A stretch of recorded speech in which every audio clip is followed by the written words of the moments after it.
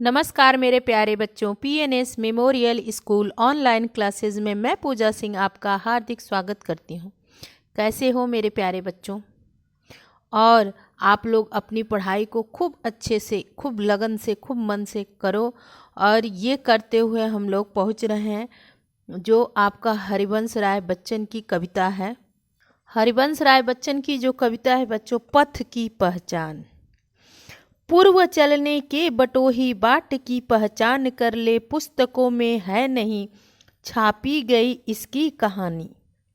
हाल इसका ज्ञात होता है न औरों की जबानी। अनगिनत राही गए इस राह से, उनका पता क्या। पर गए कुछ लोग इस पर छोड़ पैरों की निशानी। यह निशानी मूक होकर भी बहुत कुछ बोलती है। खोल इसका अर्थ पंथ का अनुमान कर ले। पूर्व चलने के बटोही बाट की पहचान कर ले। बच्चों, ये कविता ना आप लोग के जीवन में हमेशा काम आएगी, इसलिए इस कविता की लाइनें कहीं लिख के अच्छे से दीवार पे चिपका लो और कई बार पढ़ना आप लोग। ये जिंदगी की कहानी है, ठीक? तो आप लोग को पता ही है कि सबसे पहले तो हम लोग जीवन परिचय पढ़ते हैं, फिर कविता को देखते हैं और संदर्भ प्रसंग व्याख्या करते हैं। तो चलिए देख लेते हैं हरिवंश राय बच्चन जी की जीवन परिचय। तो क्या है, कैसे प्रश्न आता है? हरिवंश राय बच्चन का जीवन परिचय देते हुए उनकी रचनाओं का उल्लेख कीजिए, अथवा बच्चन जी की साहित्यिक विशेषताओं एवं भाषा शैली पर प्रकाश डालिए। हरिवंश राय बच्चन का जीवन परिचय लिखिए तथा उनकी काव्यगत विशेषताओं का उल्लेख कीजिए, अथवा हरिवंश राय बच्चन का जीवन वृत्त लिखकर उनके साहित्यिक योगदान का उल्लेख कीजिए। बच्चों, अब मेरा ध्यान पूरा है कि अब आप लोग 10th में, फरवरी में शुरू हो जाएगा, 22 फरवरी को बच्चों का 10th बोर्ड वालों का, और आप लोग 10th में चले गए। इसलिए आप लोग अपनी एकाग्रता को बढ़ाइए, देर तक बैठकर हर एक सब्जेक्ट को, हिंदी के साथ साथ और बच्चों अभी से लग जाओगे ना तो बोर्ड में आप लोग के नंबर बहुत अच्छे आएंगे। और बच्चों, वीडियो आप लोग को अच्छी लगती है तो लाइक किया करो और शेयर ज़रूर किया करो, ताकि क्लास 9th के और जितने सारे बच्चे हैं ना उनके भी काम आए, ठीक? आप लोग अच्छे बच्चों की तरह शेयर ज़रूर करते रहना।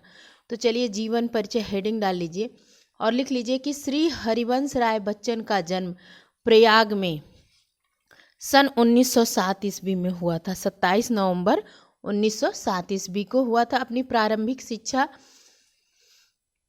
उर्दू भाषा के माध्यम से हुई थी। आपकी यानी हरिवंश राय बच्चन जी की प्रारंभिक शिक्षा कैसे हुई थी? उर्दू भाषा के माध्यम से हुई थी। आपने सन 1925 ईस्वी में कायस्थ पाठशाला इलाहाबाद में, हाई स्कूल सन 1927 ईस्वी में गवर्नमेंट इंटर कॉलेज से इंटर तथा सन 1929 ईस्वी में इलाहाबाद विश्वविद्यालय से बीए की परीक्षा उत्तीर्ण की। असहयोग आंदोलन में भाग लेने के कारण आपने विश्वविद्यालय छोड़ दिया। अब आप लोग ये लिख के भेजोगे कि असहयोग आंदोलन किस सन में हुआ था, ठीक ना? बाद में सन 1938 ईस्वी में उसी विश्वविद्यालय से अंग्रेजी में एमए की परीक्षा उत्तीर्ण की। सन 1954 ईस्वी में आपने कैम्ब्रिज विश्वविद्यालय से पीएचडी की उपाधि प्राप्त की। आरंभ में आपने प्रयाग विश्वविद्यालय में प्राध्यापक के रूप में कार्य किया। कुछ समय तक आपने आकाशवाणी में काम किया। तत्पश्चात आपकी नियुक्ति भारत सरकार के विदेश मंत्रालय में हिंदी विशेषज्ञ के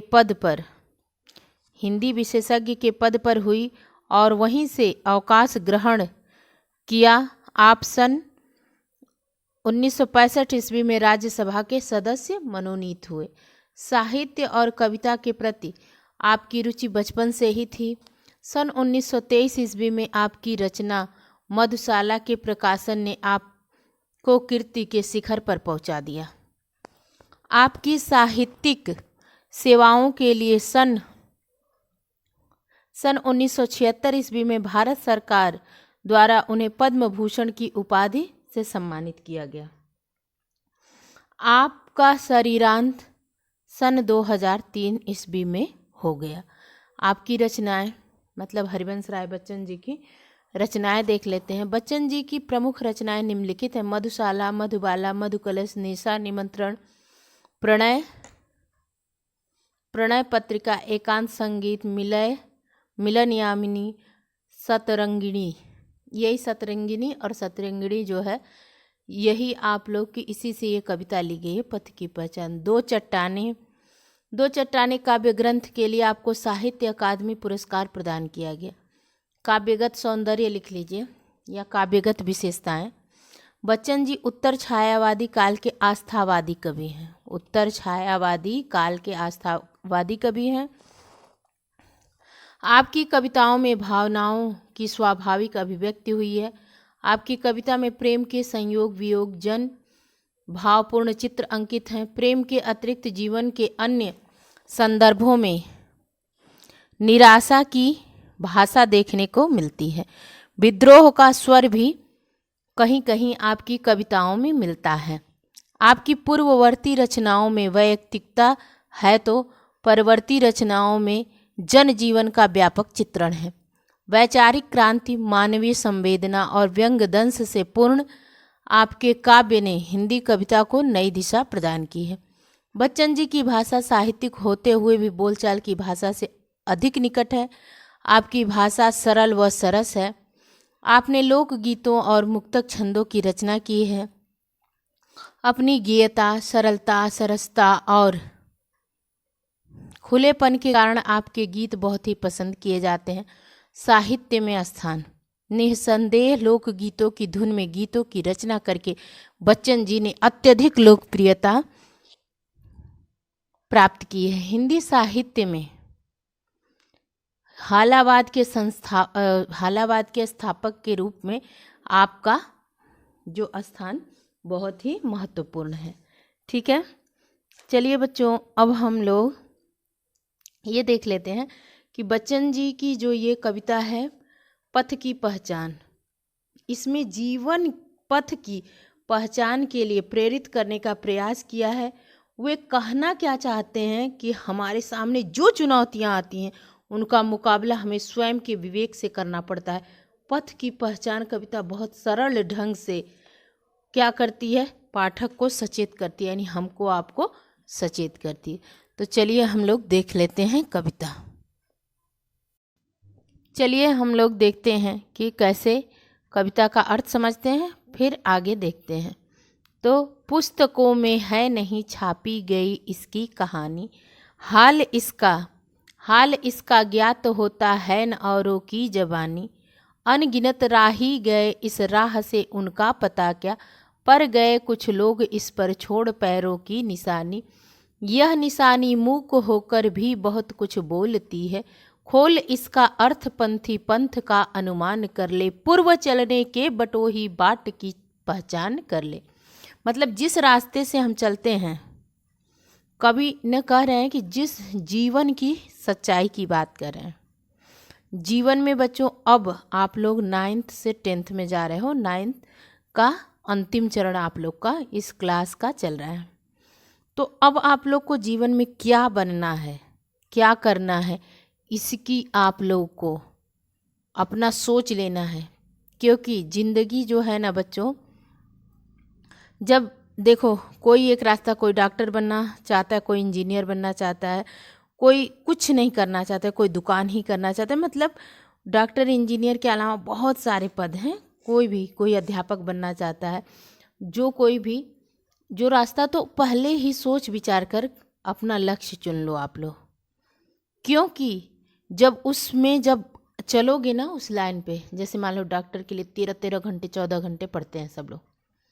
यहाँ हमारे ही क्वार्टर के पास एक बच्चा रहता है, 12th में है, और वो डॉक्टर की तैयारी कर रहा है और 13 से 14 घंटे पढ़ता है।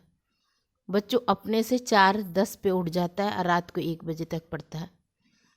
लेकिन उसको पढ़ते समय कितनी मेहनत होती होगी, और कभी कभी बहुत ही वो खेलता नहीं है, कहीं बाहर घूमेगा फिरेगा नहीं, कुछ नहीं, बस सिर्फ और सिर्फ कोचिंग, पढ़ाई और स्कूल, बस इतना ही करता है। तो आप सोचो कि उसको कितनी मेहनत करनी। लेकिन जिस दिन वो डॉक्टर बन गया तो फिर तो उसको लगेगा कि हाँ मेरी मेहनत सफल हो गई। लेकिन अब ये यहाँ तक मेहनत करते हुए जा रहा है, अभी लगेगा इसको कि बहुत ज़्यादा ही पढ़ना पड़ रहा है, बहुत ज़्यादा, तो वापस आए तो किस लाइन में जाओ, किसी भी लाइन में जाओगे सब में मेहनत है, सब में स्ट्रगल है और संघर्ष के साथ ही। कुछ नहीं तो साधारण जीवन जियोगे। अगर कुछ नहीं करते हो तो अपने घर के लिए कुछ पैसा जुटाने के लिए इतना संघर्ष करना पड़ेगा, तब लगेगा कि उस समय ही हम कुछ पढ़ के मेहनत करके कुछ बन गए होते। तो आज होता है ना, कुछ पैसे हर महीने आएंगे तभी आपके घर के खर्च चलेंगे। तो या अपने शौक़ भी पूरा करने के लिए पैसे हाथ में रहेंगे तभी कर पाओगे। तो इसलिए बच्चों, अब से ही ये केवल आप लोग इस कविता को कहीं भी लिख के हमेशा के लिए डायरी में कहीं भी रख लेना। ये आपके जीवन, हमारे आप सबके लिए मोटिवेशनल कविता है, जो हमारी ज़िंदगी की, जैसे होता है ना, किताबों में नहीं लिखी रहती। आपका स्ट्रगल हो, संघर्ष हो, मेरा हो, किसी की, ये सारी चीज़ें कहीं किताबों में नहीं मिलती बच्चों। वो जब आपका अनुभव होगा आप समझोगे, मेरा अनुभव मैं समझूंगी, और किसी का अनुभव वो समझेगा। सबकी ज़िंदगी की कहानी अलग अलग होती है, कहीं किताबों में नहीं रहती। हाँ, आप अपना अनुभव शेयर ज़रूर कर सकते हो, सबसे बता सकते हो कि हाँ ऐसे नहीं, ऐसे रहना चाहिए, लेकिन ये बस बता सकते हो। सामने वाला कितना मानेगा, कितना जानेगा, ये नहीं पता आपको। तो चलिए हम लोग ज़्यादा बातें नहीं करते हुए आगे बढ़ते हैं कि पुस्तकों में है नहीं छापी गई इसकी कहानी। मतलब इसमें कवि कहते हैं कि जीवन पथ की जो कहानी वो किताबों में नहीं लिखी रहती, वह तो हमें स्वयं ही बनानी पड़ती है। हाल इसका ज्ञात होता है न औरों की जवानी। और ये जो, जैसे आप जितने भी क्लास 9th के बच्चे हो, सबका जीवन अलग अलग रहेगा, अलग अलग संघर्ष आएगा, अलग अलग बातें। तो किसी एक का नकल करके नहीं कुछ कर सकते आप, ठीक है। न कह सकते हो कि अरे उसका जीवन तो बहुत ही आसान है, मेरा तो बहुत ही। सबकी लाइफ अलग है और सबके जीवन का लक्ष्य एक निर्धारित रहेगा। उसके हिसाब से चलोगे तो संघर्ष तो आएगा, लेकिन हाँ तुम अपने लक्ष्य तक पहुँच जाओगे। जैसे नदी तैर कर पार करना है हमको, समझो साधारण सी भाषा में कि नदी, तो उसको तैरने में मेहनत तो है। अब आधा दूर जाके वापस आओगे तो जितना वापस आए उतने में ही तो उधर पार हो जाओगे। पार हो जाओगे तो कहोगे मैं नदी पार हो गया। अब वापस आओगे तो बोलोगे अरे मैं तो इसी किनारे पे रह गया, मुझे जाना उस किनारे पे है। तो लक्ष्य को चुन लो, लक्ष्य निर्धारित कर लो, उसके हिसाब से चलो, ठीक। लक्ष्य निर्धारित नहीं कर सकते अगर, तो किसी की राय लेकर एकदम से पूरी नहीं, अपने सोच विचार के राय लेने के बाद भी सोचना विचारना है, फिर इस पर काम करो। देखो, निर्धारण करके लक्ष्य को और फिर आगे बढ़ना है, नहीं तो अनगिनत राही गए इस राह में। मतलब जीवन में कितने लोग, सब लोग जीवन में आगे बढ़ते ही हैं, चलते ही हैं। मतलब अनगिनत, गिनती नहीं है कि कितने जीवन के पथ में राही चले हैं। इस राह से, रास्ते से उनका पता क्या, पर गए कुछ लोग इस पर। मतलब कुछ लोगों का पता ही नहीं है। बहुत लोग पैदा हुए, मर गए, इसकी गणना नहीं की जा सकती। अनगिनत मतलब गणना नहीं की जा सकती।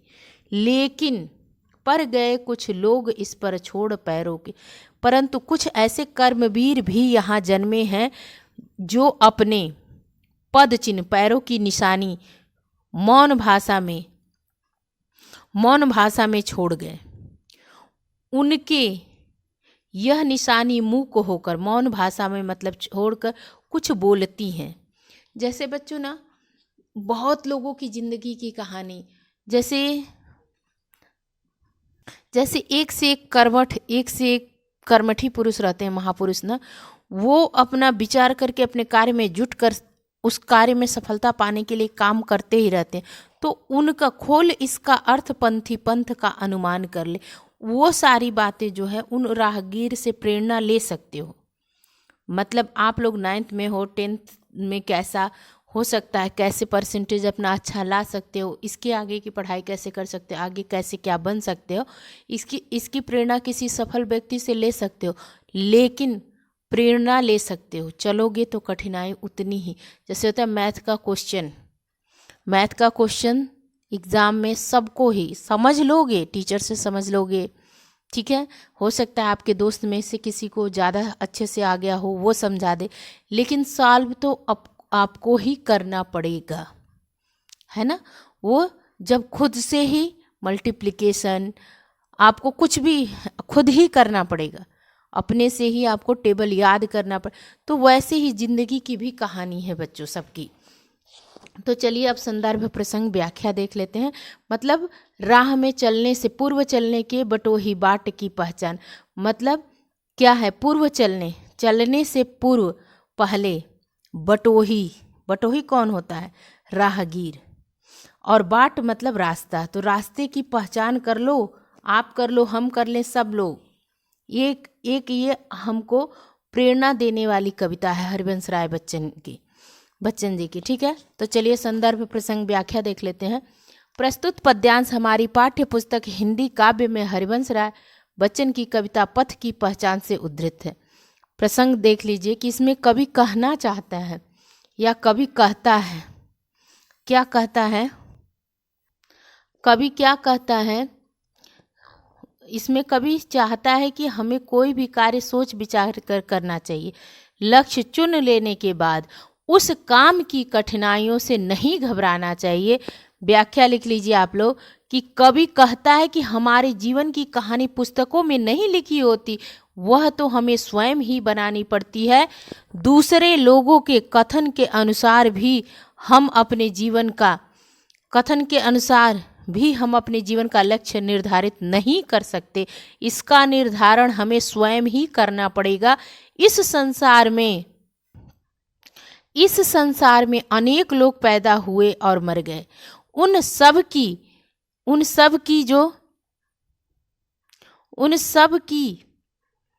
गणना नहीं की जा सकती, मतलब अनगिनत है। परंतु कुछ ऐसे कर्मवीर भी हैं यहाँ जन्मे हैं जिनके पद चिन्ह मौन भाषा में उनके महान कार्यों का लेखा जोखा प्रस्तुत करते हैं।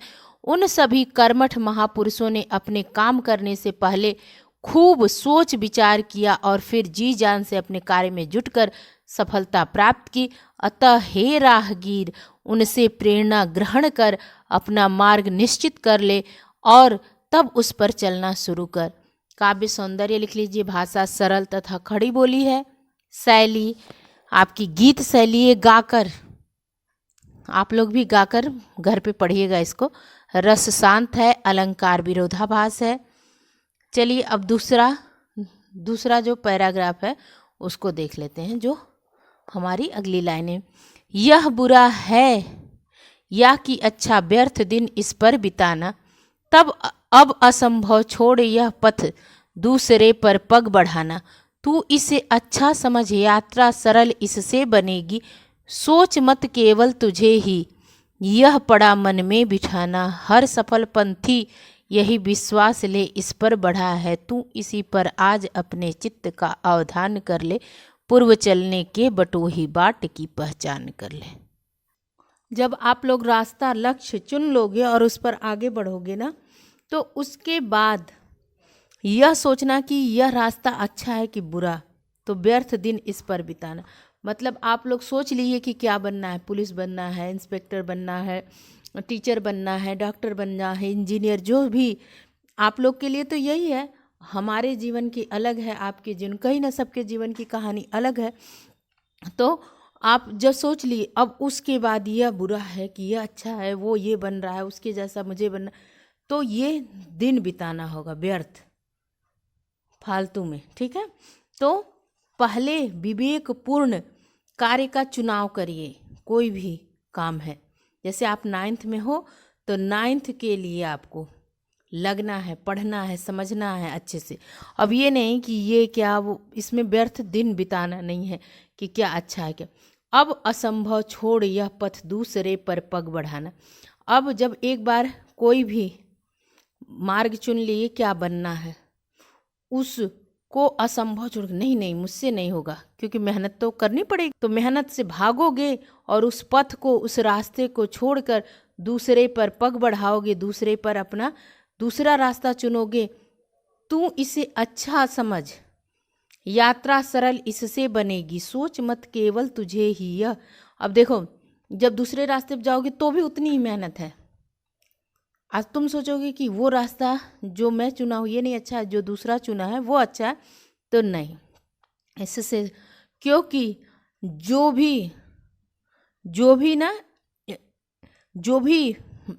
पंथी है, मतलब राह चलने वाला, वो भी चलता है तो उसको भी उतना ही संघर्ष। तो इसीलिए आप लोग को हे पंथी, मतलब मैं कह रही हूँ आप लोग को चलना है इस राह, अभी जीवन अपना बनाना है, कुछ बनना है आपको। तो उस रास्ते को सोच समझकर अभी ही चुन लीजिए कि आपको क्या करना है, उसके बाद उसको श्रेष्ठ समझकर तुरंत शुरू कर दें। हर सफल पंथी यही विश्वास लेकर इस पर बढ़ा है। तू इसी पर आज अपने चित्त का अवधान मतलब मनोयोग, निश्चय, ठीक है। तो यह कार्य करते समय क्या होगा, तू इसी पर आज अपने चित्त का अवधान कर ले, पूर्व चलने के बटोही बाट की पहचान कर ले। तो अब जब उस पर चलोगे ना तो आनंद की अनुभूति होती रहेगी, क्योंकि तुमने निश्चय किया है कि हाँ हमको ये करना है। तो ऐसा नहीं सोचना चाहिए कि कठिनाइयाँ केवल तुमको, जब किसी भी मार्ग में जो भी बनना है उसमें जब कठिनाई, तो ये मत सोचो कि तुमको ही, जो भी चला है, जो भी सफल हुआ है, उसके भी जीवन में इतनी ही कठिनाइयाँ आई हैं जो आपके जीवन में आएंगी। तो फिर अपने कार्य को श्रेष्ठ ही नहीं सर्वश्रेष्ठ समझकर तुमको इस कार्य को करना है, ठीक। तो सोच विचार करना है पहले, कार्य के पहले, और जब चुनाव कर लिए तो फिर जम के करो, ठीक। चलिए अब संदर्भ प्रसंग व्याख्या देख लेते हैं। संदर्भ क्या है, प्रस्तुत पद्यांश हमारी पाठ्य पुस्तक हिंदी काव्य में हरिवंश राय बच्चन की कविता पथ की पहचान से उद्धृत है। प्रसंग लिख लीजिए। कवि कहता है कि विवेक पूर्वक किसी कार्य को चुन लेने पर उसके मार्ग में आने वाली कठिनाइयाँ या अन्य कारणों से उसे अधूरा छोड़ देना ठीक नहीं है। व्याख्या लिख लीजिए कि कवि कहता है कि विवेकपूर्ण कार्य का चुनाव करने के पश्चात उसकी अच्छाई बुराई पर सोचना व्यर्थ है। जब आपने चुनाव कर लिया तब अच्छा बुरा मत सोचिए, क्योंकि उस पथ को छोड़कर दूसरे पर चलना भी संभव नहीं हो सकेगा, क्योंकि उसमें भी आएगी अच्छाई बुराई, तो सब में रहेगी। कठिनाइयाँ तो हर मार्ग में होती हैं, इसलिए हे पंथी, यानी जो भी चलने वाला, राही बटोही, अपने निश्चित कार्य को श्रेष्ठ समझकर उसे तुरंत शुरू कर दे। यह कार्य करते समय तुझे आनंद की अनुभूति होती रहेगी, ऐसा नहीं सोचना चाहिए, क्योंकि केवल आनंद ही नहीं मिलेगा, आपको कठिनाइयाँ भी मिलेंगी। कठिनाइयाँ तुझे ही उठानी पड़ेगी, आनंद भी तुमको ही होगा तो कठिनाइयाँ भी तुमको ही झेलनी पड़ेगी। वास्तविकता यह है कि जीवन में जिसे भी सफलता मिली है वह अपने कार्य को श्रेष्ठ समझता रहा है, इसलिए तुम भी अपने कार्य को श्रेष्ठ समझो और सोच विचार कर करना है तो कार्य का चुनाव करने से पहले सोचना विचारना है, बाद में नहीं। काव्यगत सौंदर्य लिख लो। भाषा सरल सुबोध खड़ी बोली है, शैली प्रवाहपूर्ण गीत शैली है, रस शांत है, शब्द शक्ति लक्षणा है, अलंकार अनुप्रास है। बच्चों आगे की पंक्तियाँ दूसरे वीडियो में करेंगे, वीडियो लंबा हो जाएगा, और आप लोग पूरा अच्छे से लिख लीजिए, समझ लीजिए। जहाँ कहीं भी नहीं आता है बच्चों आप लोग कमेंट करोगे तो मैं आप लोग को बताऊंगी। और आप लोग को वीडियो पसंद आता है तो वीडियो लाइक ज़रूर किया करो और शेयर ज़रूर किया करो, ठीक, ताकि और बच्चों को अच्छा लगे, वो भी पढ़ लें, उनको भी समझ में आए। तो जो दूसरों का भला करता है भगवान उसका भला अपने आप करते हैं, ठीक है। तो चलते हैं, मिलेंगे नेक्स्ट वीडियो में। धन्यवाद।